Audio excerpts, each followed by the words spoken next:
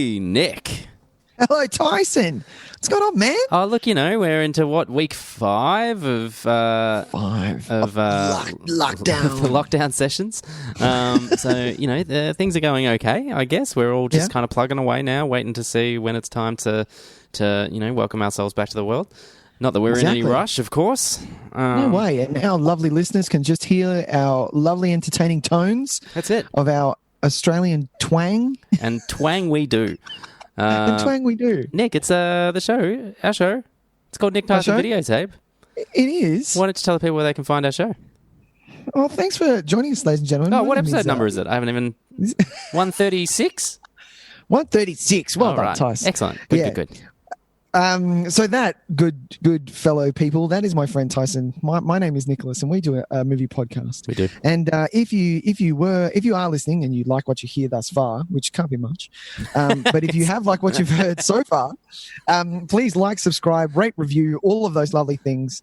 Even if you get all the way to the end of the podcast and you still love it, do it then. Don't do it now. Have a listen. Hey, yeah. Chill out. We'll take that gamble. Have a listen. Exactly. I'm prepared. We'll take a mad gamble on that. We're confident. As if you're not going to get entertained. God damn it. But other than that, ladies and gentlemen, if you would like to see other things, which is on the social media, which is kind of our little bit of gateway for everyone right now. Everyone's kind of leaning on it, which is fine. Tyson and myself put a little bit on there. We are on Facebook, Instagram, Twitter. We do have an email account, which we would love any sort of feedback or any requests or anything like that. But yes, other than that, Tyson and myself are big fans of the Letterboxd app. If you don't know what Letterboxd is, it is it's kind of a movie social media app which you can rate, review movies, all of that stuff. You can follow your friends. You can follow Tyson. You follow famous reviewers, don't you? Do you follow like a couple that I like? Yeah. Nobody like out of this world famous. Yeah. But yeah, like people that from podcasts that I like, and from certain like some smaller websites that I really enjoy their point of view. Yeah. I'm following them for sure. I know that I've seen in a couple of reviewers that James Gunn is quite a presence on Letterboxd. I think. Oh, is he really? He has a couple of followers, yeah. I would imagine he'd have a couple of followers, yeah. He had a couple of followers, yeah. But you can even if you are wanting to see what other people are watching at the time, because that's how you can do it through the diary section. Otherwise, you can look at what these two rad podcasters called Nick and Tyson are watching, and you can follow them as well. So to do that, Tyson and myself. Tyson's at TYS_videotape, and I am Nick, NIC_videotape. That's it. Hey, Nick, we haven't even told the people what we're doing this episode. We're all over the shop today. That was my fault. Did you tell them last episode? Yeah, but usually we do all that before any. We usually start it up. I threw straight to you way early today. I didn't get to do any of the normal shtick. But this week it's pretty exciting, man. We're back to it's an episode of By Request. We do love our By Request episodes, which is really awesome. Friend of the podcast and a long-time supporter, Katie Roos, requested this film, the 1994 adaptation, novel adaptation of Interview with the Vampire, the Anne Rice Vampire Chronicles. The Vampire Chronicles. I didn't realize that was the title. The Interview with a Vampire. Interview with a Vampire. A Vampire. Yeah. Yeah. It's not. Yeah. It's and the Vampire Chronicles is after that. I didn't know. Yeah. So I think that was added in to try and sway. Well, inform people that it was based on a series of books, and that hey, if this is it goes well, there might be some more on the horizon. Which pretty much pretty much. Oh, it's Interview with the Vampire, is it? With the Vampire. Okay, so we got it wrong. Yeah, right. Yeah, I thought it was A. Yeah, but we'll get to that soon, Nicholas. Now we usually start the show with some talking trailers. It's been another slow week. It has, because unfortunately. Cinemas closed? Cinemas are closed. I think so. Cinemas are in no great danger of reopening anytime soon. And to be honest, and look, this, it's a hard thing to say as someone who really, really loves going to the cinema. I can't see myself doing that for a while. Really? You're gonna? I don't know how keen I am to sit next to strangers in a darkened room. Yeah, especially with them fucking sniffing and coughing all over me. No, I don't enjoy the best of times. That part of it. Wondering who's going to randomly sit next to me in the cinema and sitting there going, "Come on, please just leave it spare. Don't sit next to me. Don't sit next to me. Don't sit next to me. Yes, the guy with the nachos. Yes, yeah. Anyone who I think I've said this before, but I had a last time I was in God, I've even forgotten the name of it. Gold Class Cinema. Some guy up the front ordered the fish. I was like, dude, I have to smell that shit through this movie. I've paid through the nose. I don't know about Gold ticket. Class, man. It was a free. I reckon that's a free for all. You're, I think you know what you're getting into when you walk through those fucking doors.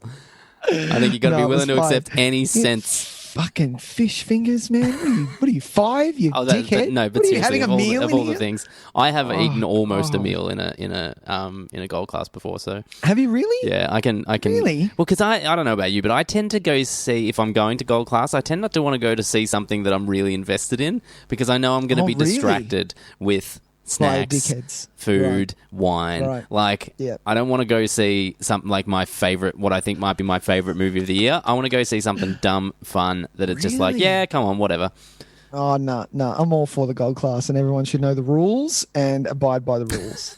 The rules are eat as many nachos as you can fit in your belly. Just do that in Cinema 2, where I'm not in, okay? I'm in Cinema 1. Yeah. God damn. But I think, Nick, exclusively for however long, I'm going to be a weekday morning cinema goer, I think. Weekday morning. The dead time. Yes. I think that's where I'm going to be doing my cinema trips for the foreseeable future. Yeah, I've been tending to, it's either day one or it's like the last leg of the run where no one is in there. And I'm like, yes, this is my team. I like this. I like that there's an old man down the front by himself. Who just so happened to see whatever was playing at the time he turned up. He doesn't give a shit what he's going to see. He just wants to get out of the house. He hates his wife. And retirement has not turned out to be as joyful as he hoped. Exactly. And the 2 teenagers who are sitting up the back in the very corner, who are just in there to make out and don't make a sound. Or probably smoked some cones and just want to hide somewhere for a little while. Just pass out. Yeah, exactly. Who are also hiding from their... Yeah, that's it. So they're your people. That's my people. That's my crew. I just sit in there. I'm in the middle, like, just with one drink, and that's it. I don't even have popcorn. I don't have snacks. Phone is off. It's all good. It's just me by myself. I like it, man. I'm gonna be right there with you.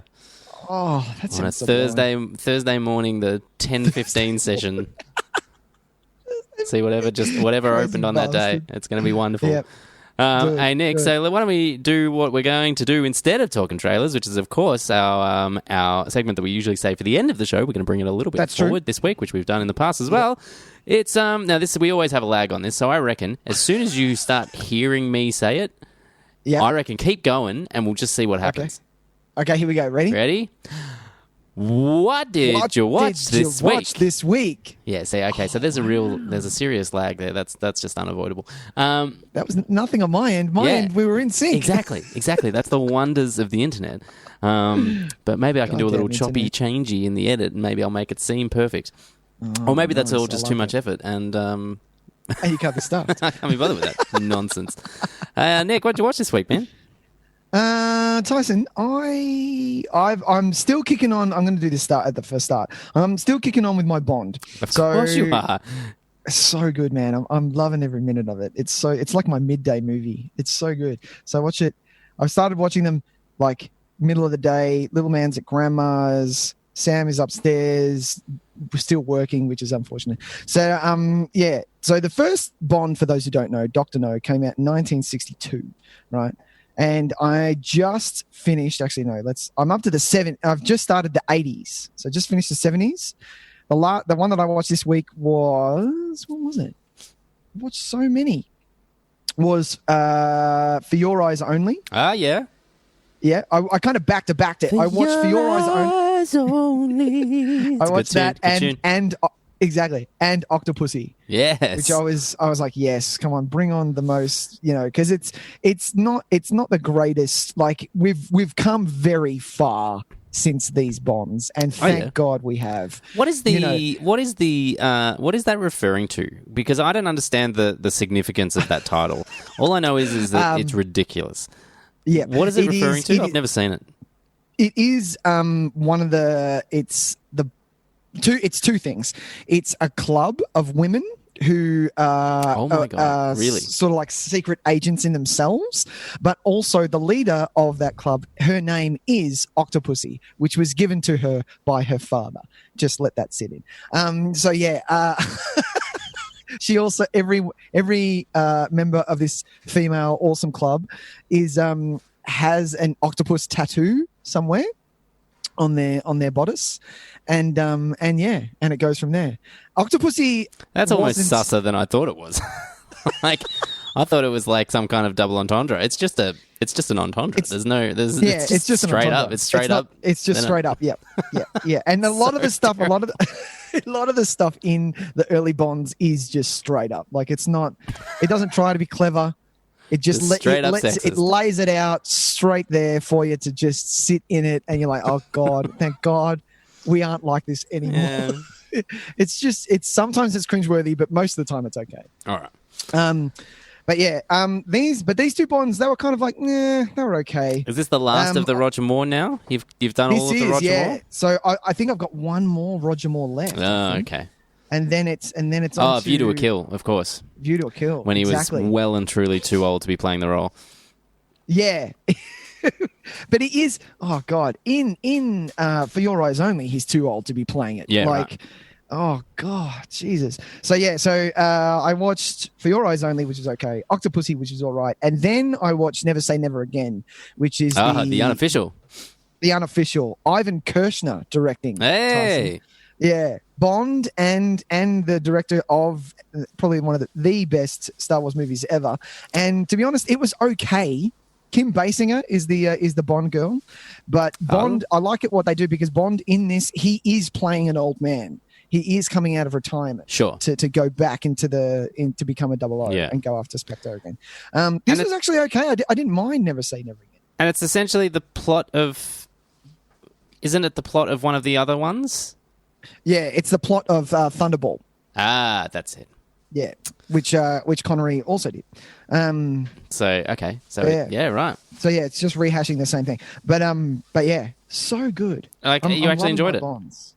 I'm loving my Bonds. Yeah, yeah. Never Say Never Again was actually quite good. I didn't mind it. I would not expect that at all. I can't wait for you to get to your 80s output. That's where I feel like I'm going to be most interested to hear about how you feel about Timothy Dalton. Yeah, man, T-Daltz. Oh, I can't wait. So yeah, View to a Kill is next, with the just petrifying Grace Jones. And I can't wait for that. Grace Jones and Christopher Walken. Yeah, man. Oh, I can't wait. And the best theme song? Are we gonna? I'm gonna go out and on a limb and say it. Oh, it's probably really the best. Good, it's got to be close. It almost is. Yeah. I don't know. Adele and Skyfall, man. Like that is. Yeah. But I mean, like. But you're talking like. I can't. Like they literally, they just got Duran Duran to do like a banger and said, yeah, okay, that can be the theme song. It's just a fucking like it's a party tune. Yeah, it really is. I can't wait. But yeah, I can't wait for some reason. I'm really looking forward to Die Another Day. I don't know why. It's going to be fun. Oh, fun maybe. Because you've missed Diamond Face. You're just hanging to see old mate Diamond Face again. We're hanging to see Diamond Face. Yeah. You do what you've watched this week. And then it's very, very what's the word? What a great segue to one of my picks is because I happen to watch an Irvin Kershner film as well this week. Oh, nice. I just for shits and giggles decided to watch RoboCop 2. How good is RoboCop 2? Man?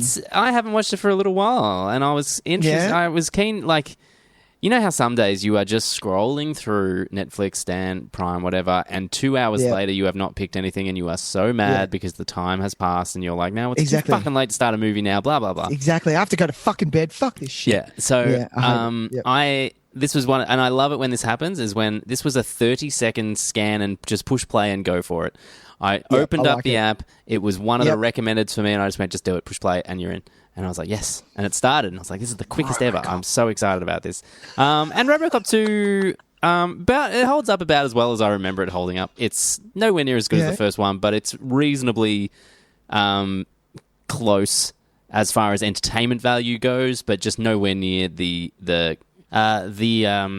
smarts of the first film, I'll say. Smarts. Just lacking a bit of that, I think. I felt it was a little bit, wasn't it darker? It could have been me. I haven't watched it since I was a kid. So it's funny. You think about the first one and the shit that goes down in that first one, And for some reason though, the second one does feel a little bit darker, and I know that's ridiculous considering some of the stuff that happens in the first one. But I think maybe it's because there's a certain amount of satire in the first one that I think is missing in the second one. So I guess some of the violence feels a little bit more like mean-spirited, I guess. Yeah. Because it doesn't have the some of the satire in there that the first movie does. So the sequences, for instance, with there's a kid in it. Do you remember the kid?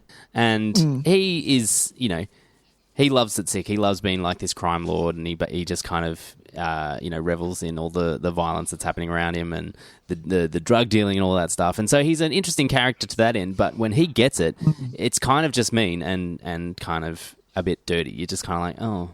That was kind of hard to watch. And the same with the woman that's hanging out with Kane, who kind of her and the young kid form a little bond after they think Kane is dead. She gets it bad. Like, she's the one that gets crunched up by the claw, by Kane's claw. If you remember that bit, there's a whole sequence where he comes back for the first time as the RoboCop and just fucks up a whole factory full of people.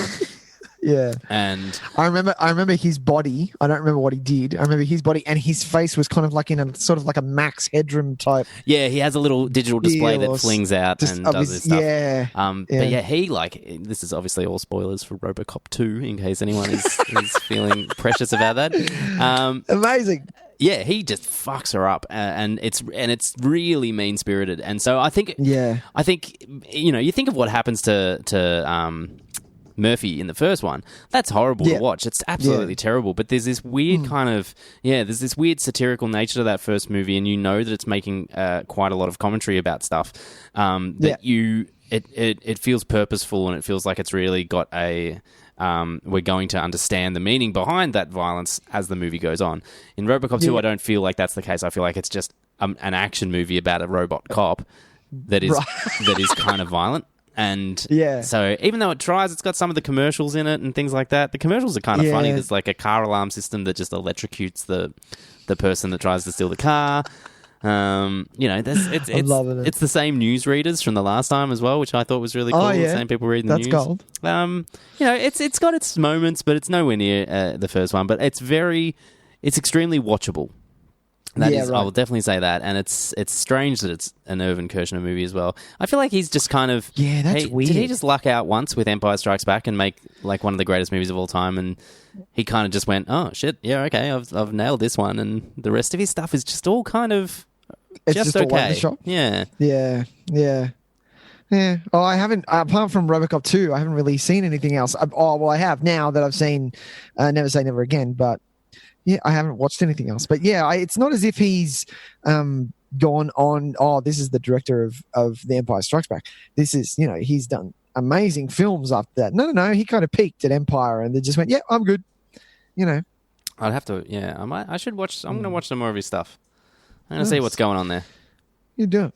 Well, I'll talk about one more.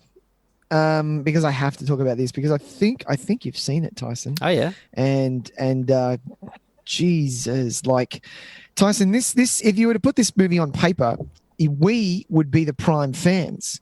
It's directed by Shane Black. It's written by Shane Black and Fred Decker. For those of you that are playing the home game, Fred Decker directed, and I believe he helped write Monster Squad, Tyson and myself's favorite childhood film about monsters. Yeah. What I'm talking about is The Predator. Yeah. 2018. And I will also mention that everything movie we've mentioned so far has a connection to the RoboCop series, which I think is really funny. Because Fred Decker wrote and directed the third RoboCop film. The third RoboCop. So that's true. Now we've just had a RoboCop like family tree of what did you watch this week? Exactly. Go on. So I put on. The Predator. I put it on. Sam, my wife and I are big fans of Shane Black. Who isn't? I mean, really. And then we put it on with the intention, like, it can't be that bad. Like, I've heard it's bad, but it can't be that bad. We'll get some fun out of it. It should be fun. Chucked it on, and my God, what a waste of fucking time. Like, it just didn't. There was nothing.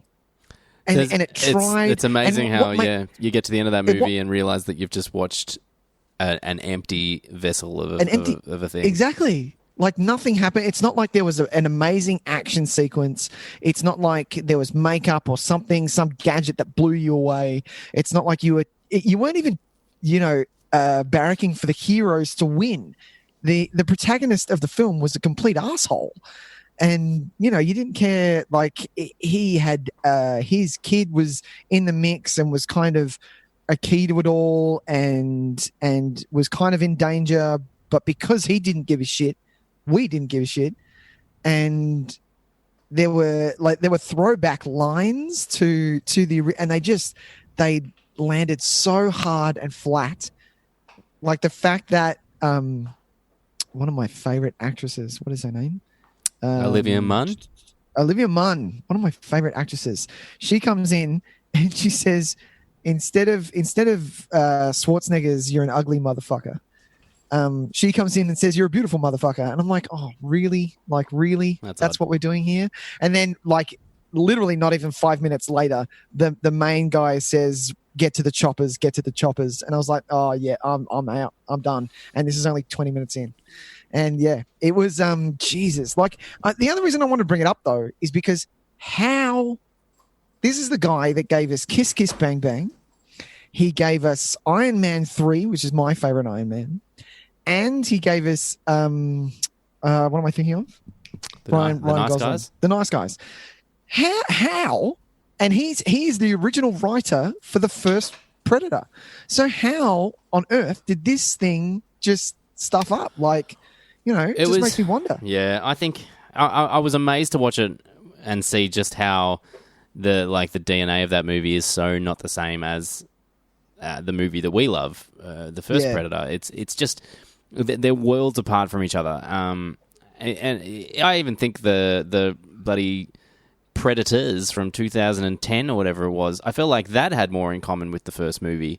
As far as at least that was entertaining. Well, I quite like that movie. I know it's not the preferred opinion, not everyone's favorite. No, but considering now what we've seen someone else try and do, suddenly light got shone back on that one, and everyone kind of went, "Oh, maybe it's not the biggest piece of shit that we thought it was." And I've been saying it all along. I'd rather watch Aliens versus Predator than watch that. Yeah, I think I would draw the line at that because I think those movies are just utter garbage. Whereas this, but it's more entertaining than like. Yeah, parts of it. The thing about Shane Black is he does know how to structure visual components to a film. Some of the stuff I watch in those Alien versus Predator movies, I think I just hate the look of them. You know what I mean? They're very 2000s. They've got that look. Yeah. It's I totally understand. So I think I'd be more frustrated watching those because I just can't bear to look at them. Whereas in this one, I can recognize that it's a garbage movie, but I still like what I'm looking at. I think the set design and the cinematography work in the hospital, wherever the Predator's being operated on, I thought was pretty great. That sequence where he kind of breaks loose and just fucks shit up was pretty easy on the eyes. Like I could definitely, allow that to wash over me and be fine with it. But the fact that he walked, the guy who was in the suit did not know what he was doing. He walked around like a moron. His walk was pissing me off. And how can a walk piss me off? Oh, come on. Yeah, you're just not in the mood for that movie if you watch someone walk and go, "Fuck you for walking like that." The Predator doesn't walk like that. You're a fucking idiot. Like he's walking around. Oh, it's time to turn off the movie if that's the case. Because you're never coming back from that. Everything from then on is just like, nah, it's not happening. Yeah. Look, I'm not trying to defend it in any way. I didn't like that movie. No. I walked away at the end, and I really wanted to like it. And I thought right? I thought I'd go into it and be like, I thought I knew why people weren't liking it. And in my head, I was like, I'm going to love it because I think people are hating it for the reasons that I'm really going to enjoy it. Because I was under the impression that I reckon from the reviews that I read, I was thinking Shane Black had kind of not parodied himself, but had, was approaching it really tongue-in-cheek. And that's not, I thought maybe that's what people don't want out of a Predator film, and it felt really cheesy and naff. And I was no, I'm willing to let him go with that because I think he does comedy. That's what makes these movies so effective, is that we laugh as much as we are invested in the thriller aspects of them. So I was on board. But then, oh man, the end of that movie, I was just like, well, that was garbage. But at the same time, like I said, this garbage from Shane Black I can still watch more than garbage from most other people. So I'm gonna, because I think, isn't Alien vs Predator the asshole who ruined the Resident Evil series for me as well? Paul W.S. Anderson.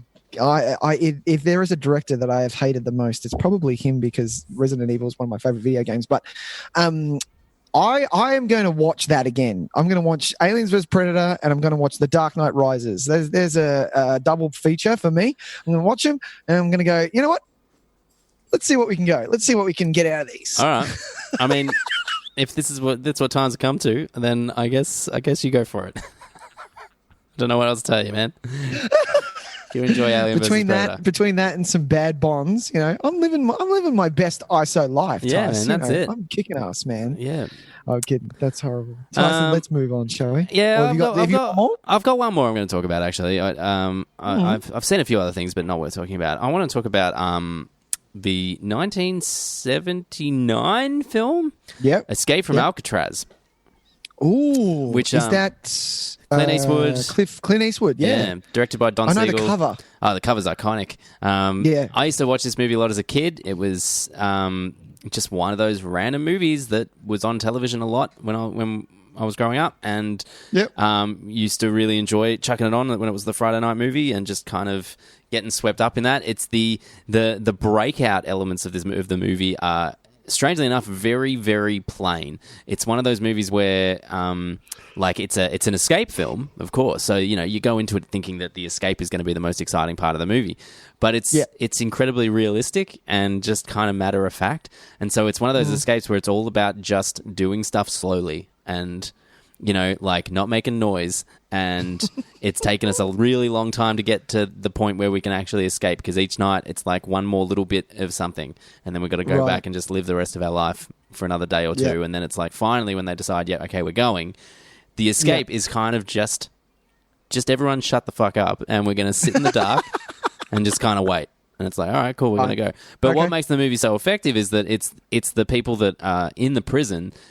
Yeah, it's such a really interesting collection of people, and Clint Eastwood is doing this thing where I read a review which I thought was really funny. It's like he's so understated that it's like he's just not even doing anything, and I'm all about that. That's like my favorite kind of shit. Like I like it turned up to 11, and I like it literally at 0. They're my favorites. And he's just he's so calm, collected. He's honestly like you cannot figure him out.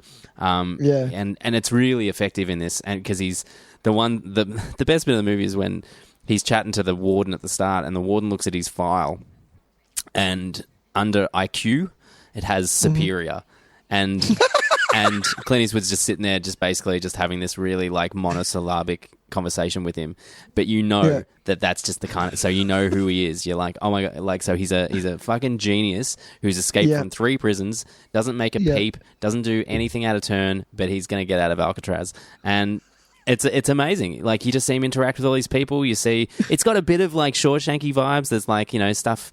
There's like the older prisoners who are actually nice guys who get fucked over, and it's really sad. And then there's the ones trying to shiv him and all that kind of stuff.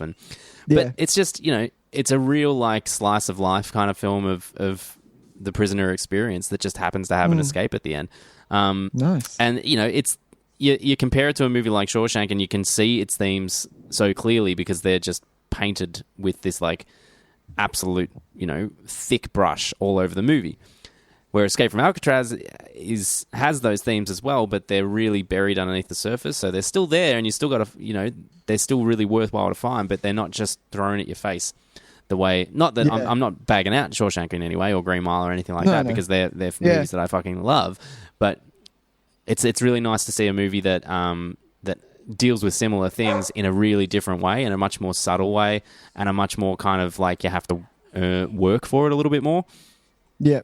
Which was really enjoyable. And obviously, watching it as a kid and then watching it now, very different experience. But I love Don Siegel as a director. Like, I'm really big fan of his, and the work he did with Clint Eastwood, I'm a huge fan of. So, this is well worth watching, just on Stan, if you want to check it out, man. Escape from Alcatraz. Escape from Alcatraz. Yeah. Sounds good, dude.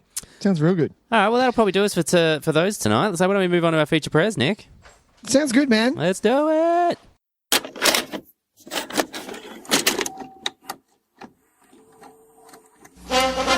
And now for our feature presentation. What do you say we get started? So you want me to tell you the story of my life? I'll tell you my story. I'll tell you all of it. How? I'm flesh and blood, but not human. I haven't been human for 200 years. From the novel by Anne Rice. From Neil Jordan, the director of The Crying Game. I've come to answer your prayers. Life has no meaning anymore, does it? His name is Lestat. But what if I could give it back to you? Pluck out the pain and give you another life. One you could never imagine. I can see you lying on a bed of satin. He chose one man. He gave him infinite power. Eternal life. And a daughter who would be forever young. This is the only real evil left. And then he took the light of day.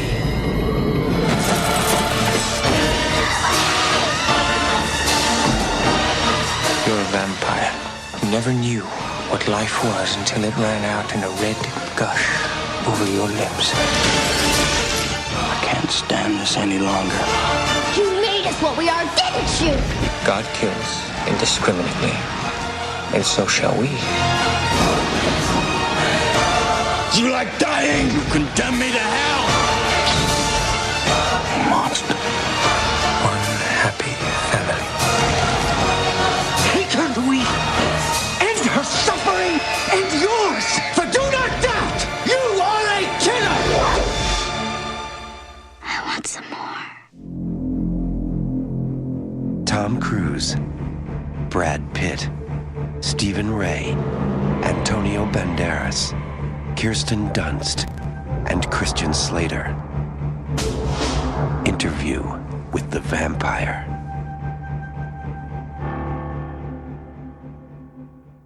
So, Nick, Tyson, tell me about... Is this your first viewing of Interview with the Vampire? no way, man. Are you kidding me? This was on a loop for me and my brother. Oh, This is absolutely. one of the first DVDs. I remember I have very strong memories of when I was studying acting in Ballarat, and my parents were divorcing, and my brother was going through puberty at the time, and it wasn't great for him. And I said, "Hey, buddy, if you ever need to come up to my house and just chill out, and we'll go to parties or whatever, you can do that." Anyway, he came up one time, and whenever he would crash on my couch, Interview with the Vampire was the movie he would put on a loop while he went to sleep. And I'm like, okay, that's your choice. Yeah, sure. And we just loved it. It was awesome. I do like that choice. Yeah, I don't think he knew. I don't think he knew the heavy homoerotic undertones of it. But still, it's pretty like in this watching, because I haven't watched it for a while, Tyson, and I watched it and I was like, God damn, I did not notice this. This movie's gay. This movie's real gay. This movie is beautifully gay. Yeah, like it is so gay. But I mean, anyone that's read the books understands that that's just that's part of the books, and it's actually amazing that they kind of the lengths they go to not cover it, but make it like a make it the undertones as opposed to what the actual movie is. Just it's part of the relationships. Like, because you've read the books, haven't you, Tyson? I've read Interview with the Vampire, and I've read The Vampire Armand, which is the one, the book that's about the character that Antonio Banderas plays. Yep. But maybe a little bit. I tried to read Queen of the Damned and didn't get really too far through it, to be honest. So I know I've got it still floating around somewhere, because when Queen of the Damned, the movie, came out, I was like, I should read that one. And I've always wanted to pick up more. I see them at bookstores every now and then. I think, fuck, maybe I should get back into the Vampire Chronicles, but I feel like that's a young man's game. There's plenty. There's really? Yeah, over 10? Oh, maybe not over 10. They'd probably be close to 10. Yeah. Okay. Damn. All right. And there's characters that you'll never that will never turn up in movies, and like there's witches and things like it's this one big giant universe. She's basically created like an extended universe with these characters that exist in them. And yeah, so because the Queen of the Damned movie was so shithouse, we'll never really see probably any more of them. Yeah, right. And that's okay. Oh, maybe remake. I've heard Queen for a of the while they Damned were trying to make a was fucking TV years ago. series out of it for a while. Okay. Which is probably not a bad way to go, to be honest. Nice. At least to kind of, because there's such a long list of characters. And I remember reading once that Louis, who is the main character of this one, played by Brad Pitt, is kind of thought of as like a wet blanket in the universe. Like, yeah, right. He's kind of like, so the way this movie presents him as like this stoic, kind of noble vampire, most of the characters in the book series just think he's a fucking jerk, and they're just like, oh, he's such a sad sack. Can we just get on with like living a good life? Yeah, you get that from Lestat. You get that he's like, even at the end, he says, "Oh, still whining, Louis. God damn it! Like seriously." Oh, it's so good though. It's funny that he's kind of like the hero of our film, and he's just a big old wet blanket. Yeah, just a mopey bastard, needs to cheer up. Exactly. Like seriously, man. But this movie has been around for me for years. This was this was one of those. We were 12 when it came out, and I think I saw it pretty soon after that, and always thought of it as being like that. You know, I was really thought I was quite cool watching an and that's adult what it was. Vampire movie, and exactly, it was a real and that's what it was movie. when you were a kid. Like when we watched, because for vampire movies. It was monsters. They were monsters. It was from Lost Boys, and they weren't really people. This movie was the first realistic movie vampire. Like, if they were real, what would they be like, or something like that? Like, it was an adult, like you said, an adult vampire movie. It wasn't just a horror movie for kids. Well, I think as we were so used to that that idea of the vampires just being a villain and having a very focused goal that was just to kill people. Basically, they were just they were horror movie villains. And look, we had Bram Stoker's Dracula the year before, which kind of humanized those characters a bit.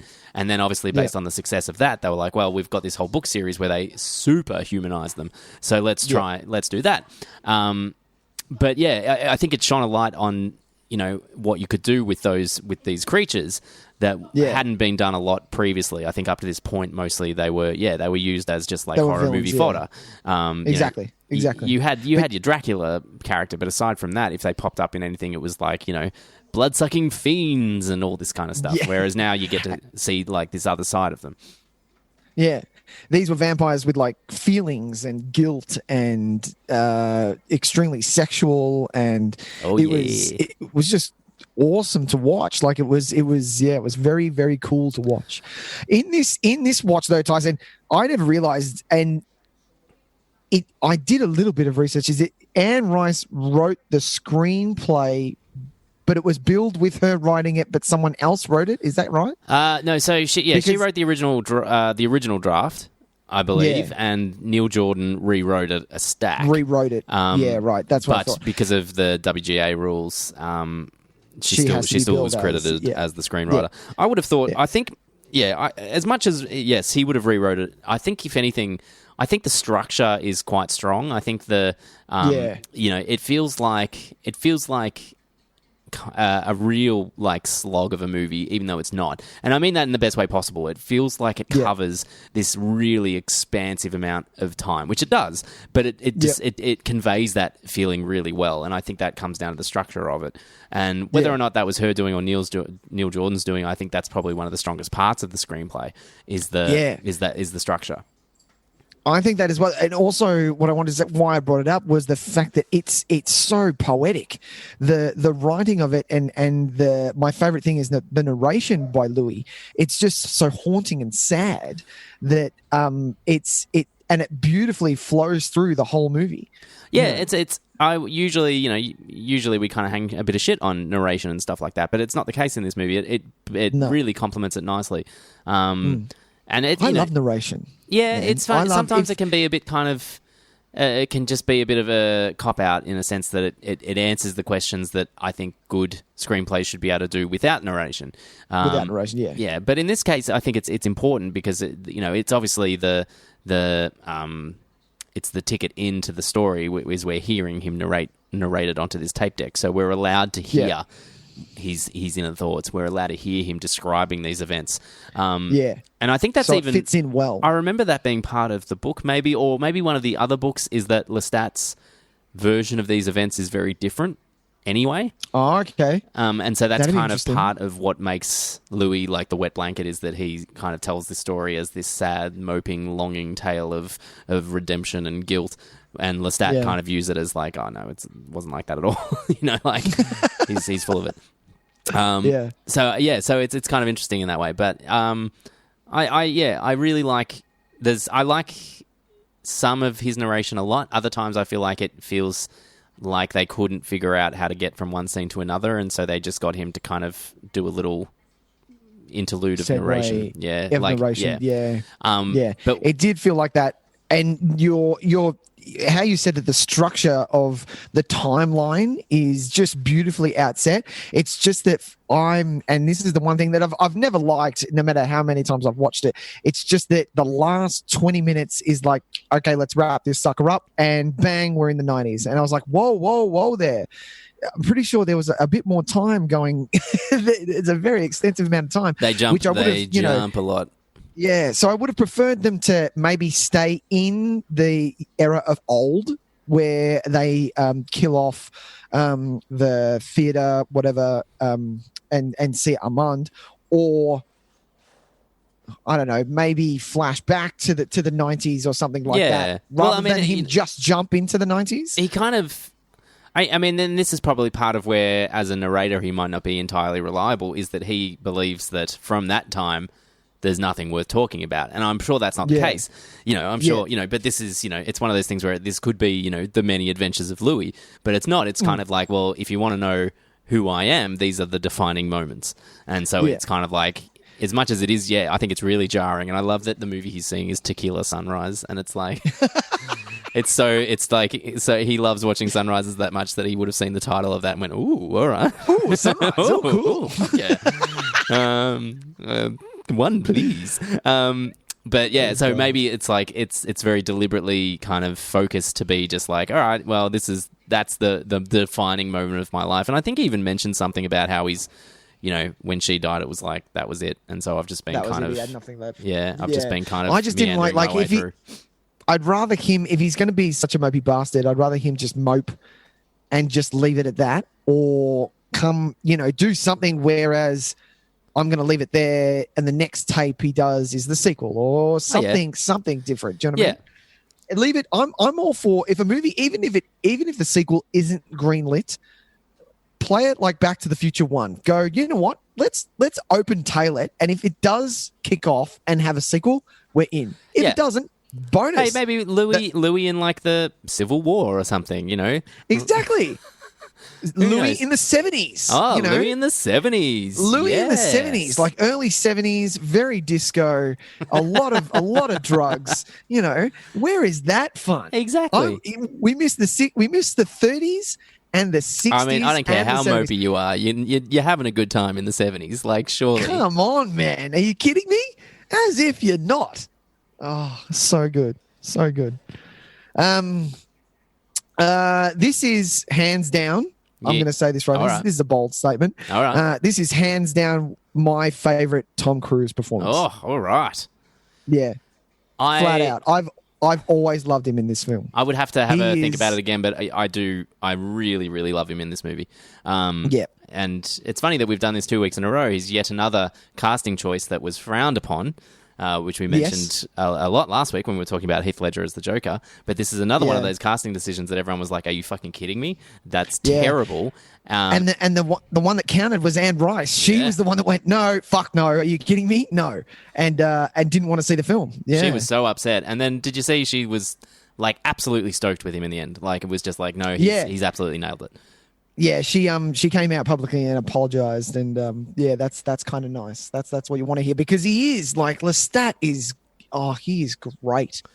I actually he is find it so funny good in that this she movie. didn't think he would be a good choice, because to me, and my, obviously more limited knowledge of the character than her, but, in my vision of the character, what I always imagined him, and when you read the book, this becomes apparent. Tom Cruise is perfect like that. Lestat has always been the superstar of vampires. Like he's the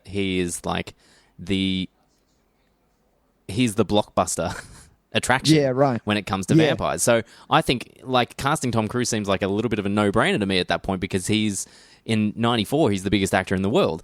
And that's kind of what the whole deal with Lestat was, is that he was like the bee's knees of vampires. Like he was a playboy, he was gorgeous, he reveled in the notoriety of it. Like he loves that stuff. So that's Tom Cruise in a nutshell. Like he's he's a massive superstar who loves being a superstar. Like you can tell that he absolutely loves it sick. And so that makes sense to me. I see that and I'm like, he's of course he's going to be a perfect Lestat. And because Lestat, the only thing that sorry, you go. Yeah, the only thing that I can think of is that Anne Rice, maybe she doesn't know who Tom Cruise is, or just saw, Days of Thunder and went, nah, I'm not, no. I think it might have been the allure that she maybe wasn't on board for. Like, Lestat's meant to be like the sexiest, and I think maybe, like maybe Tom Cruise is a bit too good boy, like. Sexuality has got to be, and when you're a vampire, especially in this world, sexuality has got to be kind of your forefront. It's almost what drives that character. And you think of someone like Antonio Banderas, who is like dripping with sex appeal from his pores. 100%. And that, like, even though he's completely wrong for that character, he works in this world, because we talked about this when I mentioned Queen of the Damned, that the Armand character is actually a 17-year-old blonde vampire. Like, was turned quite young. Russian? Yeah. I read that he's supposed to be Russian. Like that. Yes. Yeah. I was like, wow, complete opposite. But like, beyond complete opposite. In the world of this movie, Banderas works a treat, because he's 100%. Meant to be someone that Louis is like just completely enamored with, and that comes across because it's Antonio Banderas. Who wouldn't want to hang out with Antonio Banderas? Like, exactly, he's the coolest fucking dude ever. Who wouldn't want to have sex with Antonio Banderas? With that long hair. Oh, Jesus. That was intense. Very intense. How's the scene at the end where it's just like, just kiss already? He's like, they're like an inch away from each other's mouth, and you're just they were meant to, like, kiss. Yeah. Make out. It was so good. Fucking get it on. Just do it. Get it on, man. Was there any sex in the book? Because there's no sex in this movie. Oh, I feel like there is. In The Vampire Armand, there definitely is. I remember that. Okay. Because it's quite graphic. But in in Interview with the Vampire, I'm not sure if it's implied, but Louis and Lestat are like life partners, basically. Yeah. And so when it comes to Claudia, it takes on a much more, like, even though it exists in the movie, it even takes a stronger kind of two dads kind of my two dads vibe. You know what I mean? My two dads vibe. Yeah, right. That's even more prevalent in the book. Whereas in this, it's still there. Of course, it's there. It's unavoidable. But I think it's more literal in the book. And there was never, because you don't. It's not that it's not really touched on, but it could be the fact that Louis and Claudia, when she's at the end, when she's looking for another companion, is there anything? There's nothing sexual there, because she's no longer a child. She's gone 40 years. Do you know what I mean? I tend to I think the movie is trying to allude to that. I think yeah, right, good. I think the movie is trying to say that their bond becomes stronger than, like, more than a father-daughter relationship. I think it becomes, because mentally she is just a grown-up. She, and so they obviously, there's that barrier there that it's, he raised her as a daughter, but they obviously have a connection that I think it goes further than that. And I'm pretty sure the movie is trying to imply that as well. Yeah. And, and that's kind of props to Kirsten Dunst for her performance as well, because that's the thing that I really respect when I'm watching this movie, is how much you buy the fact that she's a 30, 40-year-old woman stuck inside this 12-year-old's body. She really 100%. Sells that incredibly well, and that's a hard gig. Like, Yeah. That when she has her cracky, when she cracks it, and like it feels she has a cracky. It feels like someone mature having that conversation. It doesn't feel like a kid having a cracky, and that's that must be really hard for an actor that age. To pull that off convincingly. You can tell in her performance when she's complete adult was when she's had enough of the theatre people, and she goes, "Okay, I'm done. I'm hungry, and I'm sick of all of you. Let's go." And she just goes, "Yep." And we're leaving. Yep. And I was like, damn, that's really like she held her own, man. She does. And I think this movie, like, I really enjoy this movie. I think there's lots and lots of things to love, but I think this movie goes up a notch when Claudia arrives. I think I think that stretch from when Claudia arrives to when they make short work of Lestat is the strongest 25 minutes and 30 minutes of the movie. I think it's fucking great, and if anything, I really love the Paris section with the Theatre de Vampire, which I really love that section. But I feel like it does this thing because it is kind of episodic. It works. That episode, whatever episode you want to call that, the one with Claudia that ends with them killing Lestat, is so good that they have to kind of like. They have to tread water a little bit in the next bit, and it's like they have to start over again, and it's like, all right, well, you have to win me over again. It so happens that they do, because the stuff in Paris is really strong as well. But it's a dangerous choice, having that kind of... It feels like the end of an episode. Like there's the bit where they're on the boat sailing to Paris, where if this was a television series, you'd imagine that's where the credits would roll. And it would be absolutely, it would make 100% sense. So it's got because of that weird episodic nature of it, it's kind of dangerous because they have to keep earning your interest. But I think they do it. I think they do it really well. I'm not saying that it's a problem with the movie. It's just one of those things where it's kind of like, that's a ballsy move to go through that and have us have such a great climax, and then go, oh, hang on, the movie's got 40 minutes left to go, 45 minutes left. Yeah, that you're spot on. And that's where, like, even my note says, like, when they get to Armand, it's kind of a reset, and the film dips for me. Like, it hasn't really gone anywhere. And then what I want it to do is to build on that Armand character, and for him and Louis to start that relationship. But because they don't get any time together really on the screen, like really some time set in, it's too quick. And then all of a sudden we're in the 90s, and I was like, I'd agree with that. I think, you know what I mean? I think their relationship is kind of more, we're kind of told how important their relationship is, as opposed to actually seeing it for ourselves. Seeing it, exactly. So we just have to assume, and we just kind of go, okay, cool. So he actually is really, really into this, and it is actually a hard decision for him to leave him and all that kind of stuff. When in reality, we don't necessarily see that through the film. We have to just believe when the characters say that out loud, even though we haven't really, we haven't had a chance to really see that. I actually think that the conversation, one of the problems, and it's no fault of Antonio, and I feel bad for saying this, is that the great conversation they have in his like crypt or whatever it is, quarters. I don't understand everything he says, and it's one of those things where it's a perfect time for some subtitles, because his accent is thick, and you're just like, I'm sure this is some poignant stuff going on right now, but at the moment I'm really not getting everything. I'm kind of getting the gist. I get the important bits. But I wonder if with the subtitles on that scene might have played a little bit better. It would have been more interesting. But because they only really get one scene, which is that scene in the quarters where you have to put subtitles on now. And then it's the rescue, and then they're at the art gallery, and he tells him, unfortunately, I can't be with you. Yeah. Because of what happened. So at least we do get the revenge sequence, and the murder of Claudia and the other one, her new protector, and then the revenge sequence, which even though I think the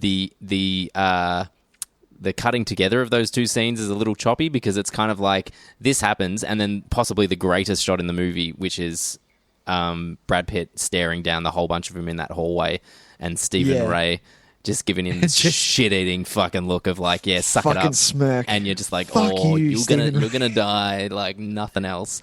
You're going to die so badly. Do you know what that scene actually needed? Do you know what we needed in there? We needed a suiting up montage. We needed him back in his room going, all right, these fuckers are going down. And we needed him grabbing like flammable liquids or some shit, getting a backpack full of stuff, like the scene in Commando where he puts on all the war paint, straps on the guns, because all of a sudden it just cuts straight from that to him like dumping, going flammable and liquid there's one everywhere. voiceover line of him saying my revenge was swift and blah blah blah, and I was like, I want to see the build up to this. I want to hear the score like starting to get really intense, and this kind of like, oh, he's gonna fuck them up so bad.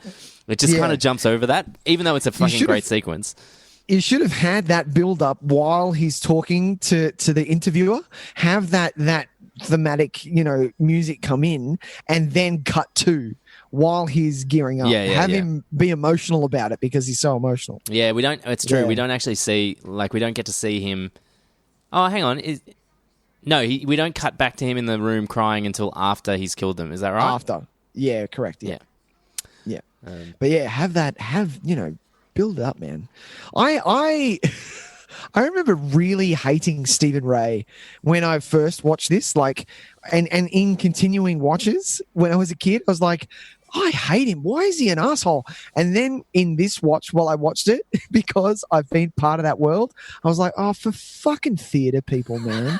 Like, fuck you guys. Like, god damn it, you fucking theater people. Oh, God. It's the worst example of a theater clique ever. Fucking theater clique. You guys. You fucking losers. Can only say that because I've been a part of that fucking clique. We're with you there. You're totally right. That's so funny. Oh, God. God. Well, that's what happens too. That's what should happen to all terrible theatre cliques. You should get decapitated, basically. You've gone against people. Burnt alive and decapitated.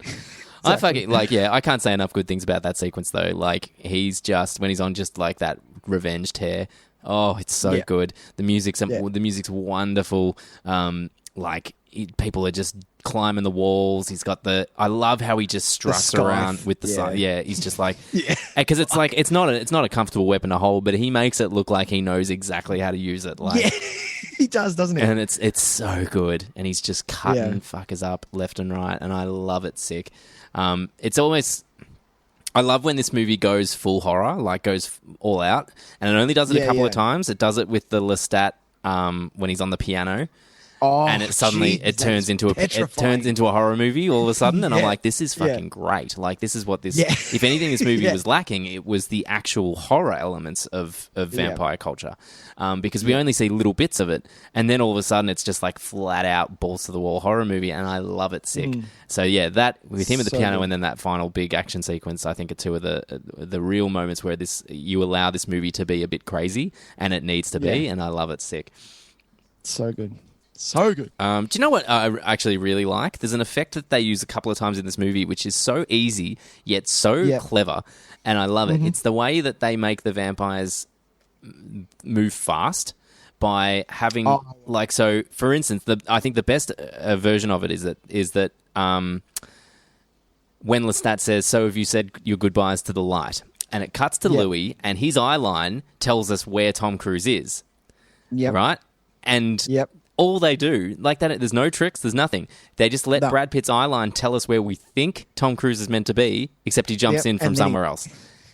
And so you feel that so effectively, and it's such a simple trick of like filmmaking because it's so obvious. Which, it makes you think about how many times in movies that you do like your simple 1-2 shots, and you've got to remember 9 times out of 10 the other actor isn't there. There's no one there. Yeah, there's no one there doing it. But we're just we're so like well accustomed to that movie technique that we assume that it's a back and forth conversation, but it's probably just a stand-in. And Neil Jordan is using that technique against us and going, "Oh well, you're so used to that, so we're going to make his eyeline tell you where you think he's meant to be, and we're actually just going to have him come out of nowhere." It fucking gets me every time. I think it's so good. So good. Yeah, so good. Very clever. I think Neil Jordan was a pretty good choice for this. To be honest, he is. He just fucking loves the gothic like richness of it all, and he really nails the periods, how they jump from section to section really well. They're very this is this section here and this is this section here. It's done so well. But I haven't. The only other thing I've seen is The Crying Game, and that's only because everyone should see The Crying Game. Like everyone, like it's known. It's kind of like a Sixth Sense of the 80s. Like, have you seen The Crying Game? Even though Crying Game came out in the 90s, I think it was. Yeah, I think it's 92 or 91 or something. Yeah. But yeah, everyone was like, you should see The Crying Game. And I was like, okay, Crying Game's a funny one because I've seen it the one time and I knew what was happening because it was the world's worst kept secret. And so you're watching this movie and you're like, yeah, okay, well, that's the guy. that guy, that dude looks like a lady. And so I don't know if that movie plays as well if you know that. I'm not sure. I'd have to go back and watch it again now because I watched it when I was like 17, 18. And it doesn't. I watched it recently. It wasn't recently. It was probably about 5 years ago. But it was like, oh yeah, cool. I guess it wasn't that great. What else we do? That movie like played, man. People loved that movie. I know, People went right? nuts for that movie. I remember. There's a montage in it. There's a montage of something in it, and I can't remember what it's of. But I remember really liking it, and I can't tell you what it was. So that's my 2 cents on that one. There was a good montage. Nice one. I like it. Yeah. I really like how the opening feels like an overture. It gives it that real kind of classic Hollywood and classic old school kind of storytelling feel, where there's very little actual diegetic sound. It's just the score doing its thing, and it feels like welcome to the audience. Get yourself comfortable. Here's the overture, and I fucking love it. Yeah, because this score is actually this is one of the few things I don't have a huge collection of scores on CDs, but it's something that I do tend to try and collect the ones that I really like. And Interview with the Vampire is one of them. I absolutely love this score. Like, it is so good. Let me have a think. The others would be. Since we've been doing this for 3 years, Tyson. Oh, yeah, okay. The other ones would be Troy. So there's 2 different ways that I collect scores. Okay. Yep. I had an iTunes collection for a little while, which was stuff that I procured in whatever fashion. And there are the ones that I have since decided that when I go op shopping, I am looking for in the CD section. Sure. Troy is one that I... hard copies. Yeah, Troy I had on my iTunes. I did not know. Okay. Well, yeah, if I came across a copy of the Troy score in an op shop, I would buy it, of course, but I have yet to. And the other one would be that I know of would be The Untouchables. The Untouchables, I don't have it on CD, but I would. You don't have it on CD, but you do have it. Right. If anyone's got a vinyl copy of that and wants to send it to me, I will pay handsomely for it. But I've heard the Untouchables soundtrack. I listen to that. That's Ennio Morricone, and it's something else. I listen to that a lot. That's like there's one particular theme in that. I don't know if it's like the Untouchables theme. I think it's one of the most uplifting pieces of music I've ever heard. It's so beautiful. But yeah, no. For instance, some of the ones that I do have on CD at the moment, I have the Gladiator soundtrack, of course, because every man and his dog handed that into a op shop. That's true. I've got Robin Hood, Prince of Thieves, which is of course, what a great score. Braveheart, of course, Braveheart. What else? You like a sword and a sandal, don't you, Tyson? Yeah, because usually the scores are epic and like real classic Hollywood style. Like, I love them. I did get one recently that I quite enjoyed. What was that? Oh, I got the Mothman Prophecies. I found that in an op shop. Oh, Jesus Christ. That's a fucking left of center. Yeah. Okay. That movie's all right. Just on a side note. For those playing Just on a side note, has anyone seen If you ignored Mothman Prophecies because it was like, what the fuck is this shit? It's not bad. Why am I watching a movie about a giant moth? Just go with it. Just go with it. God damn. That is hilarious. What else you got, Nick? I had another question, but I can't remember the question. Ah, damn it. I should have written it down. No, it's gone. No more questions? Do you know if there was more? Was there more to Armand and Louis' relationship in the book? There obviously would be. Yeah, I wouldn't be able to tell you honestly. I read this a long time ago. Nice. So I know for a fact that the relationship is meant to be more substantial than it's able to convey in the movie. So right, like Louis' draw to Armand is meant to be like just enough to make him actually want to, like, so in the movie when Claudia talks about how Louis is going to leave her, I'm not sure we believe it as an audience. I think we're kind of like, no, really? we don't, because they've spent an hour together. I know, remember in the book we do feel that more. Okay. I think so. I've got memories of that. Like, that we are more convinced by that we do fear that he's going to leave Claudia, and that makes her behaviour seem more rational. Than in the movie, it kind of comes across as a little bit, like a little bit selfish, maybe a little bit kind of like, you know, trying to cut Louis loose before he cuts her loose in that way. And even though there's nothing in the movie, there's no evidence in the movie that he's going to do that. So it comes across a little bit, it doesn't feel as desperate as it probably should. But yeah, I like, you know, I think it's just a fault of not wanting to be a 3 hour. If this movie was made now, either as a television series or as a movie where we're in an environment where movies can be 3 hours and we don't freak out anymore. Unless it's Titanic. Like, you know, that was for a long time. If a movie was over 2 hours, it was just like, no, cut it down. Down. We don't need it. Get it done in 2 hours and we got a movie here. Get it off. But yeah, obviously we're in a different kind of environment now where 3 hour movies are kind of close to the norm. So, you know, you go see a romantic comedy these days and it's 2 and a bit hours. So, yeah, so it gives them room to breathe as well. Well, yeah, and I've got no issues with that. We always talk about that. I love a quick movie, but I love a movie that breathes. And the movies that annoy me are movies that are 2 hours long but feel rushed. It's kind of like, if you're going to go 2 hours, man, and feel rushed, don't take that time. Exactly. Just make it 2 hours 20 and actually take your time to breathe and let those moments have their weight. They're the ones that piss me off the most. But this movie, I feel like this movie doesn't do that. It could take a little bit more time. It could free up a little bit more time, but it does a pretty good job. No, I think it does. I think it breathes really well right up until the point where Lestat dies. And then it says, oh, shit, we need to move along a bit, or we kind of don't know where we're going. But yeah, I think a little bit more time on Armand. Also,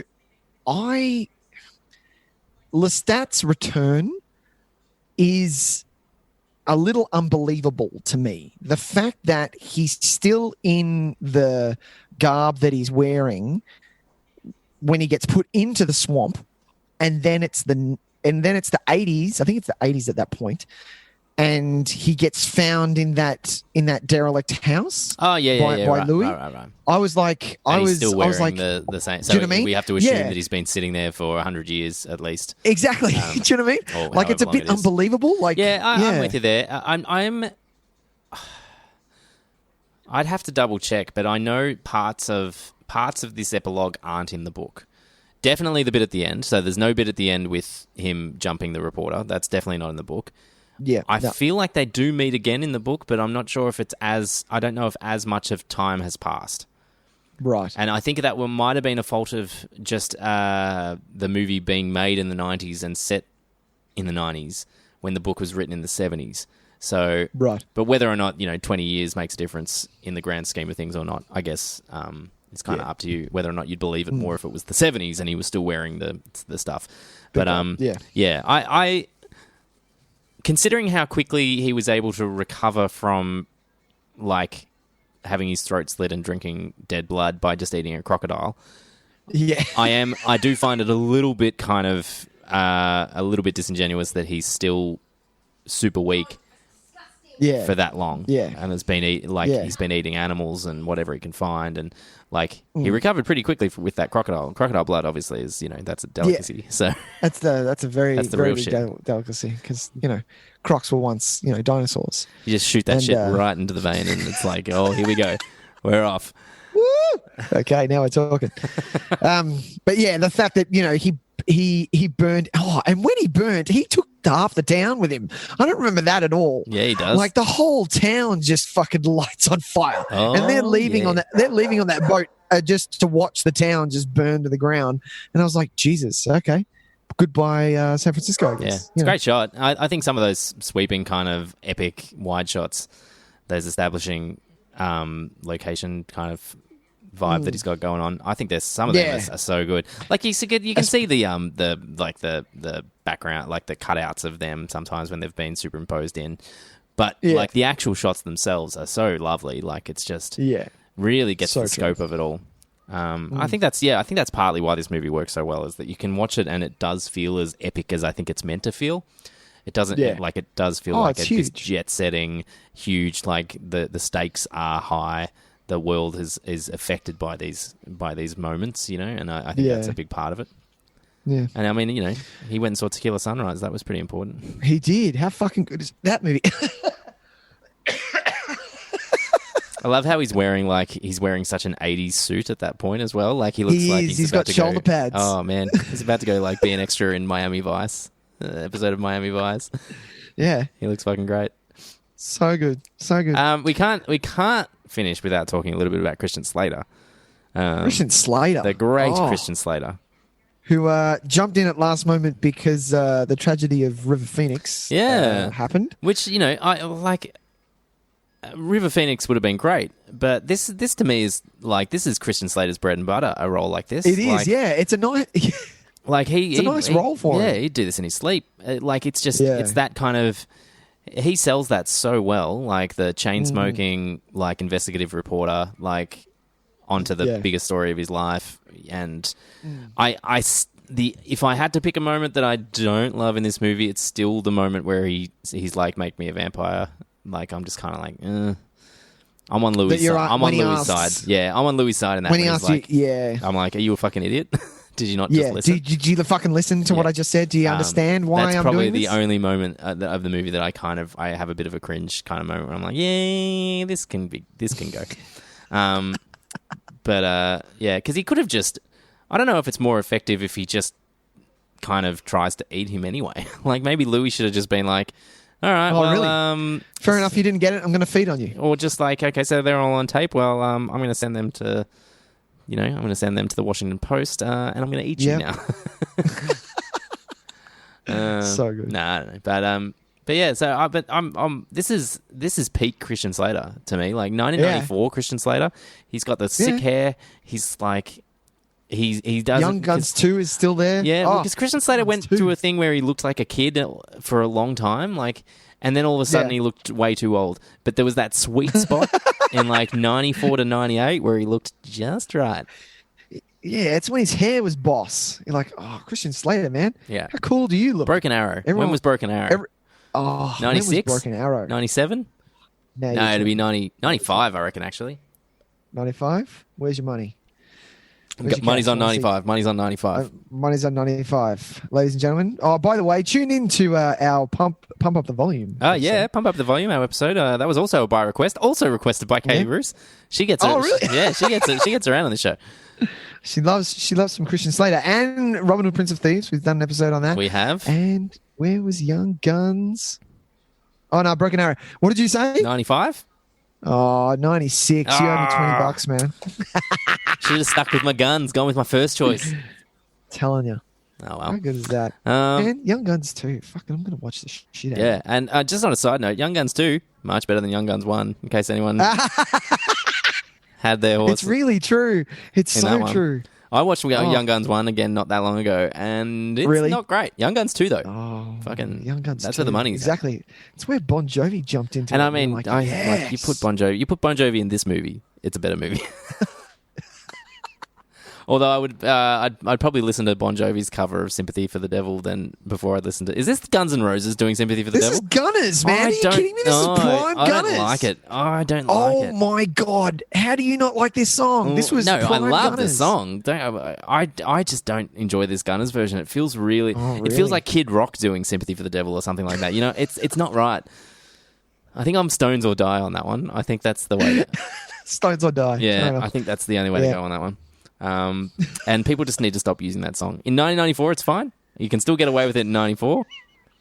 But people don't still use it now. Do people still use it now? I've heard it pop up and just be like, Bullshit. come on. Really? Yeah. It's like using Gimme Shelter or something like that. It's just like, no, come on. We're past this, guys. You can't do it anymore. Yeah. Scorsese needs to let Gimme Shelter just die. Well, I'll allow Scorsese. I reckon he's allowed.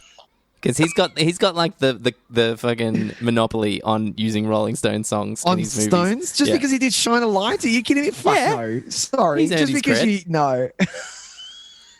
Leave Stones alone. There's so much more other songs out there, man. But if Come I on. see some like first time director try and chuck Gimme Shelter into their movie, I'm just like, nah, get out of here. No, because it's not. First time directors don't go to Gimme Shelter. They go to, what is it, Talking Heads? You may find yourself. That fucking No, song. that's just the guys that work in the trailer company.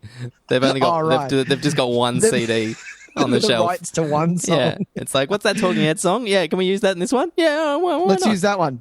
Nah, we won't do that. We'll use Nolan's. Wow, we'll use that. We've got two CDs. We've got one that has Talking Heads, that song on it, and we've got one that's got a horn going. Bah. Which one do we use? Well, it's kind of like a thriller. All right, let's use the bar. Oh, this one's kind of like a lighthearted, reflective dramedy. On your life sort of thing? Yeah. Talking heads, man. Talking Heads. Have I got something for you? Oh, fuck me. I reckon that might do us, Nick. Anything else about Interview with the Vampire? No, I had a question, but it's gone. It was a really good question. Right. That's it. I guess final word is just kind of watch this, stay away from Queen of the Damned, and maybe we'll get a TV series at some point. My Interview with the Vampire story is that I dressed up as Louis for a costume party, and I won the costume award. You How won? good is that? I won. He's just wearing like old-fashioned clothes. Yeah, old-fashioned clothes. But it was all about what I was wearing, Tyson. I had like the half stocking sock things that they have up to there. I don't know what they're called.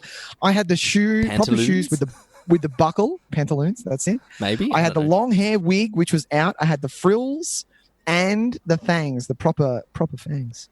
Well, legit. I dressed as Gary Oldman's version of Dracula for a costume party once. I did not win. But you did not win? This is yet another thing that comes up that we've discovered that we're quite similar. Yes, I've also dressed up as a vampire, a famous movie vampire, for a Halloween party. It was that bit, when he goes to the city and he hangs out with Winona Ryder and they watch a movie together or something? You know, that outfit? I've only seen half of this movie. Oh, dude. It was that bad that I went... No. No, it's because I was busy and I had actually other stuff to do, and a friend said, let's watch this, and I went, no, man. I have other shit to do. Bram Stoker's Dracula. Yeah. I will watch it though, because I heard you have to watch it for is it Keanu's accent? Oh, he's garbage, but that's fine. It's Keanu. He bless his heart, he's trying his guts out. He doesn't do accents. He hadn't quite figured out his strengths at that point. Exactly. You can't blame the guy for being in a movie that he really shouldn't have been in. Exactly. It was 1993. He was a hot new thing. And 93. If they say, hey, Speed? 93. So when they say, oh, we need a superstar in this, and they're like, well, what's Keanu Reeves doing? Someone, it's directed by bloody Francis Ford Coppola. He should have just said, you know what, Keanu, this isn't for you, mate. You're awesome at what you do, but this is not going to be your strength. This is not your bag. This is studio people saying we need a superstar in this movie. Who we got? Keanu? Yeah, get him in there. It's not his fault. What is he doing? He did it. He tried. It's okay. Who else we got? We got Winona Ryder. Okay, this movie's going to suck. Okay, cool. Okay, two of the worst people to do accents that have ever acted. Okay, great. Ever acted? Awesome. Ever? That's okay. Who else we got? We got Gary Oldman. No one knows who Gary Oldman is just yet. That's fine. Everyone's going to see it. It's fine. Who? The guy from Gary Sid and Nancy? All right. Sure. We've also got Carrie Elwes. Let's not forget about Carrie Elwes. Carrie Elwes. Do you say Carrie Elwes? You can say Carrie... I don't know how to say it. I always thought... Well, I can't imagine it's anything other than Elwes because it's probably Eels or something like that. But Eels? I'm like... Yeah, that's what I thought. No? No, surely not. Yeah, fair. Tys, that's Interview with the Vampire. It is Interview with the Vampire. We went on a bit of a tangent towards the end there, but we got back. I like it. I like tangents. Shall we cross some streams? Yeah, let's do that. So I'm going to do it the other way around. You're going to start, and then I'm going to join in because I'm the one recording it. So that'll keep it in time. Oh, here we go. Ready? Go for it. 1, 2, 3. Crossing the streams! Oh, that was way too loud. I like it. Oh, yeah, nice. Rock and roll, my man. So, well... Oh, shit. Now we have to pick them. Yeah, well, we were going to suggest a vampire film, but then we realised we did that a couple of weeks ago when we did Blade. That's true. We recommended vampire films. So I think we can just do whatever the fuck we want. And I might go first, Nick. This will be a segment that I bring up on What Did You Watch This Week, probably maybe when it finishes. But at the moment, I am absolutely stoked and just completely in love with the Last Dance, the Netflix documentary about the glory days of the Chicago Bulls. Are you reveling in this? Are you? God, so I'm 4 episodes deep. They're releasing them 2 episodes a week. And I love that they're doing that. I chewed them within the day they were released each time. Yep. So we were of a similar age, of course, Nick, and obviously the 90s were all about Michael Jordan and the Chicago Bulls. Every time I see the motto, the emblem for the team, I remember how I used to sit with a scrapbook and draw the Chicago Bull over and over and over again to try and get it absolutely perfect. This is the time of collecting basketball cards. This is the time of being legitimately jumpers with fucking Air Jordan written all over them. Watching those fucking documentaries, there was like a series of 3 or 4 VHS documentaries that Michael Jordan made about just him just being like, I'm an awesome ball player. And I was obsessed with them and I would watch them over and over and over again. So, this documentary is made for me. And 100%. A lot of people our age, because if if you were in high school in the mid-90s, you were obsessed with the Bulls. It was just the way it was. And so I'm loving this sick. It's a wonderful, wonderful show. It's so well put together. The framework for the series, where it's kind of telling in conjunction the story of the 97-98 season, which was the last season with Phil Jackson as coach. And it was Michael Jordan was going to be leaving the Bulls, Scottie Pippen was going to be leaving, all that kind of stuff. They're telling that story at the same time as they're telling the story of how they won their first championship. And so the beginning days of Michael Jordan, how they recruited Scottie Pippen, how they got Dennis Rodman in, it's kind of moving in tandem, and it's wonderful the way they do it, because the jump back and forths in time are always really, really relevant to what they've just talked about. The footage that they have is out of control. Apparently, this was all footage that they didn't want released. Michael Jordan wasn't particularly stoked about it being released because he was worried it was going to paint him in a bad light. Right. And to be quite honest, it hasn't at all. Nothing I've seen yet has done anything for my opinion of him whatsoever. If anything, it's just reinforced what I always thought he was. It was just a guy who is quite shy but is 100% dedicated to his sport, and is just, he's not the kind of personalities that we have that you get often in sport, where it's big personalities who obviously take their sport very seriously, but that know how to talk to a camera, know how to behave in that sense. He just seems like the kind of guy who's just wants to get the job done. And so when you see footage of him back in the day where he's kind of busting someone's balls, it never seems like he's an asshole. It just kind of comes across like he's just that guy. He's just a super duper professional guy that has his heart set on something, and he's doing everything he possibly can to achieve it. It's really, really great. It's a great watch. Each episode's about 50 minutes, and I just get absolutely swept away in them every time I watch them. So, is there a lot of because this is one of the main reasons why I will be watching this. Is there a lot of Jordan now talking? Yes. Like old man Jordan? Yeah. And look, he's still doing all right. He's wearing a few extra pounds, and he's got the glass of scotch next to him when he's talking. The amount of money that man would have, Jesus. But he owns the Hornets now, the Charlotte Hornets, my team. Oh right, go Hornets. Go Hornets. Yeah. So I was in the dark for a little while there when we didn't have an actual team. We got moved to New Orleans, and then there was the Charlotte Bobcats and all this stuff. And then a couple of years ago, the Hornets came back. Damn. Best fucking uniform in the league. Charlotte Hornets. It really is. It really is. Light blue and white. Yeah, the kind of aqua white and purple kind of get up. Yeah. Oh man, inspired many a Fila jacket in the 90s. Oh Jesus Christ! But so I'm recommending that. It's just on Netflix. If you're not at all, it's a fascinating look at this guy who I think kind of. I mean, we're all really aware of how good he was, but I just don't think we understand how great everybody else in basketball thought he was.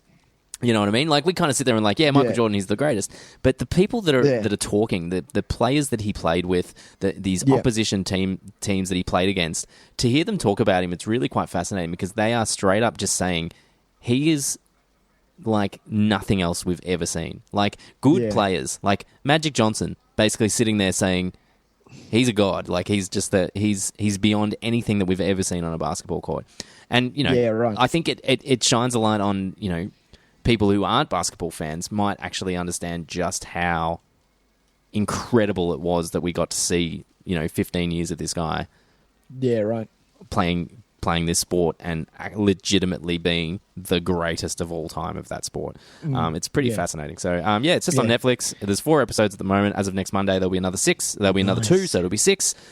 Smash them out, man. You're going to love it. I honestly, it's my... I'm giving it the Tyson thumbs up seal of approval. Oh, shit. Impossible to hate this series. I put it in my list as soon as I saw it. I was like, yeah, there's no chance that I'm not going to watch that. It's going to be awesome. Yeah. Mine is a little different. I've always been drawn to this movie and I love it. It's 1999's Virgin Suicides, directed by Sofia Coppola, starring Kirsten Dunst, Josh Hartnett, and James Woods, Kathleen Turner. This is such a strange movie. When you watch it, with the soundtrack is something that's so haunting and so beautiful at the same time. It's about a story of, I think it's 6 or 5. Is it 5 girls? Yeah, 5 girls from this one family, and the mother and the father are very strict. And it's told by this is my favorite part of it. It's told from the perception of the boys in the neighborhood who knew of these girls or went to school with these girls that weren't allowed out and things like that, and ended up having it's kind of maybe a relationship with them that, it's so bizarre. But yeah, I absolutely love this movie. I always like drawn to it. I'm like, fuck, I should watch that again. God, I love that movie. I used to put the soundtrack on when I worked at JB Hi-Fi as a morning, just a warm up because it was so nice. But it's a killer sound. It's Air did that, didn't they? Yeah. They did, yeah. But yeah, it's, if you haven't seen this, give it a watch. It's so good. It's one of the things that there weren't that many really good movies of the 90s that stand out. Like the hidden, there are ones, obviously, Shawshank, Matrix, all the ones that we all know and love. But the little ones that get caught in the cracks that are hidden gems, and this is one of those gems. This just got dropped on Stan, and I'm a big fan of Virgin Suicides. Just on Stan, you say? Just on Stan. Very nice. I have not seen it since the first time I saw it, and I remember enjoying it. I think maybe I was probably not ready to fully appreciate it just at the time I saw it. Right. Because when it came out, 2001? No, 99. 99. Wow. Yeah. So it's a strange movie. Yeah, and so I've kind of come around on. I think I've come to enjoy Coppola as a director a little bit more recently, and so it would be worthwhile going back and kind of seeing. Really, just letting that kind of, because it's a real vibe movie. It's just exactly and so I'm much more into that than I used to be. So I reckon that could be a really interesting rewatch. I'd be all about that. Yeah, man. Very good. So that was on Stan. That was on Stan. Very good. Well, Nick, that's going to wrap us for this week, my man. Why don't you tell the people again where they can find our show? Oh, well, thanks for joining in, ladies and gentlemen. My name is Nicholas. This is my good friend Tyson. Say hi, Tys. Oh, hey. We do a podcast. If you like what you listen to, please like, reviews, subscribe, share our podcast around, tell your friends. Apart from that, we are on all the social medias, which is Facebook, Instagram, Twitter. I know that a lot of people are jumping on that a lot recently because we're all locked down in ISO, watching movies, playing games, and I don't know, what are people doing? I'm myself are getting very, very fat. I am eating just shit. Like... Pretty good. Hey, I'm loving it. But apart from that, go to Coles, get some clinkers, and you'll be set. Give a bag for me. Apart from that, we are on the Letterboxd app as well. Follow Tyson and myself. We'd love you to follow us. You can have a look at what we're watching. You can see what Tyson has rated. What did he rate in The View of the Vampire? Because we're not going to tell you. And what have I rated it? The way you find out is you'll have to follow us. That's the kitch. That's the sitch. Give him some sizzle. I love the sizzle. You like that? Love the sizzle. So to follow Tyson and myself, Tyson is TYS_videotape, and I am NIC_videotape. Tyson, that's it, Nick. Good Lord, what are we doing next week? Well, next week, Nick, you're right. What are we going to do?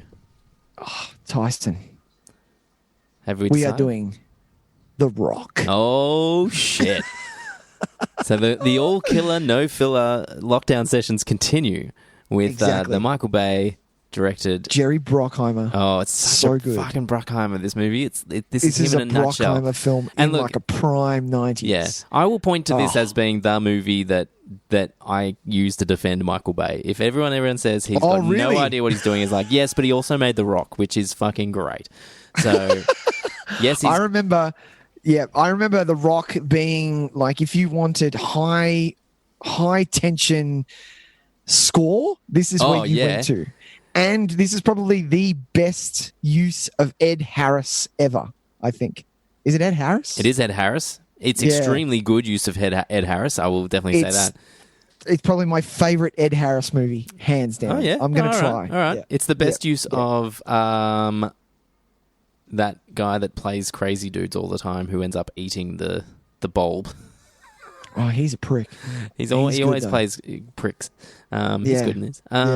This is Nicolas Cage is not weird in this. This is a very normal this is Nicolas a Cage subdued movie. Nicolas Cage performance. Yeah, and the which is kind of return nice for a again change. to the show of Sean Connery, who has been making God damn it, something of a resurgence through our podcast. Nice. I've watched a lot of Sean Connery, man. Just in this month. Yeah, I'm really enjoying a bit of Connery, to be honest. I'm going to keep going. I'm more than happy to spend a bit more time with that crazy Irish drunkard wife beater. Exactly. I guess. Hunt for Red October. Look out. You know. Good movie. Good movie. Alec Baldwin. Thank you. Good movie. Good movie. So The Rock next week, Nick. I can't wait. Ladies and gentlemen, we will see you there. We will. Bye, Nick. Tys, it's been fun. Bye, buddy. I'll see you next week. Bye. Bye.